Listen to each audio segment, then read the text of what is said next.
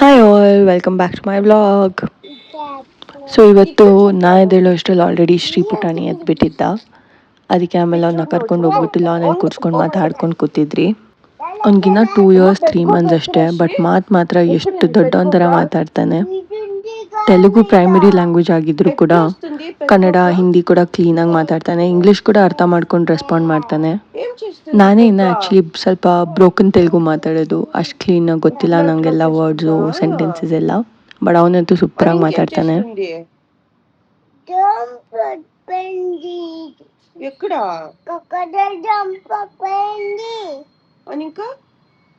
శ్రీకి భయం లేదా గొగ్గ అంటే?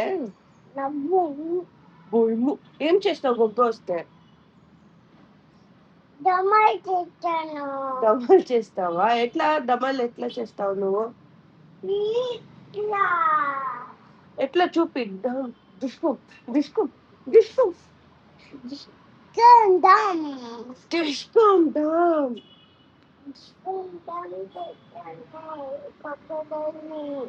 క్రోకడైల్ కాదు, గొగ్గని ఏం చేస్తావు? ఎట్లా దమ్ చేస్తావు?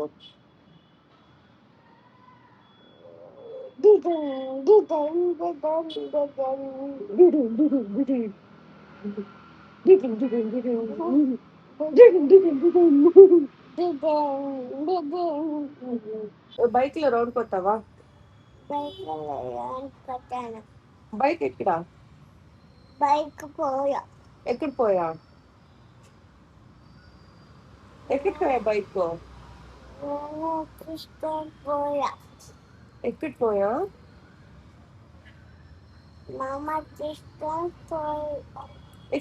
ఎక్కడికి తీసుకొని పోయా? ಎಲ್ಲಿಗೆ ಎತ್ಕೊಂಡು ಹೋದ್ರು?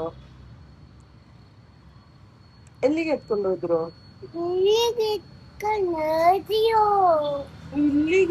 ಹೋದ್ರಾ? ನಂಗೆ ಗೊತ್ತು ನೀನ್ ಎಲ್ಲಿಗೆ ಓದ್ತಾ ಇರೋದು, ನಂಗೆ ಗೊತ್ತು ನೀನ್ ಎಲ್ಲಿ ಓಡ್ತಾ ಇರೋದಂತ.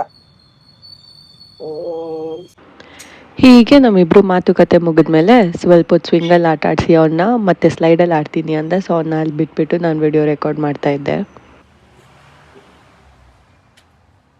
ಕಮ್ ಫಾಸ್ಟ್ ಬಾ. ಸೂಪರ್.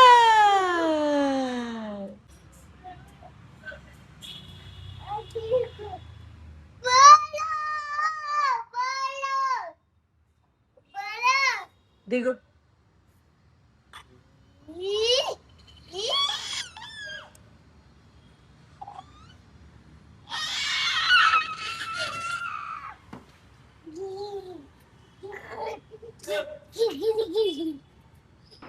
ಸ್ಲೈಡಲ್ಲೆಲ್ಲ ಆಡಿದಾದ್ಮೇಲೆ ರೂಮಿಗೆ ಕರ್ಕೊಂಡು ಹೋದೆ ಶ್ರೀನ, ಶಿವಾನೇ ಎದ್ದೇಳ್ಸೋಣ ಅಂತ.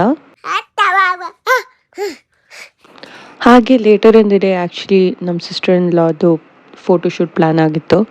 ಸೊ ನಾವು ಅದಕ್ಕೋಸ್ಕರ ಅಲ್ಲಿ ಅವ್ರು ಕೊಟ್ಟಿದ್ದ ಲೊಕೇಶನಿಗೆ ಹೋಗಬೇಕಾಗಿತ್ತು.